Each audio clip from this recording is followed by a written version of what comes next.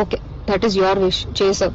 నేను ఇప్పుడు నీకు మళ్ళీ చెప్తున్నాను, మే వరకు టైం ఇస్తే నీకు 1.5 తిరిగి వెనక్కి ఇచ్చేస్తాను త్రూ అకౌంట్. అర్థమైందా?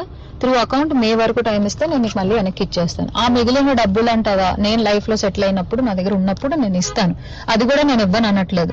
లేదు కుదరదు నాకు ఇదంతా అవ్వదు అంటే పెద్ద మనుషులకి నువ్వే ఫోన్ చేసావు కదా. నా జీవితంలో పెద్ద మనుషులు ప్రవీణ గారు మాత్రమే.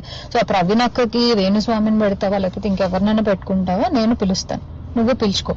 ఓకే, నేను ఇంకా నీ ముఖం చూడాలనుకోవట్లేదు, ఈ విషయం గురించి మాట్లాడాలనుకోవట్లేదు. నాకు మే అనే ఒక్క టార్గెటే కనబడుతుంది, మే వరకు నేను నీకు డబ్బులు ఇవ్వాలి అంతే.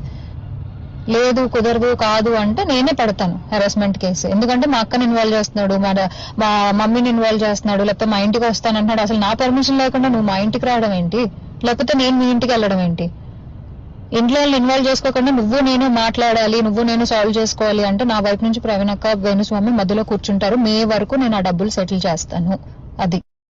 Please subscribe .news.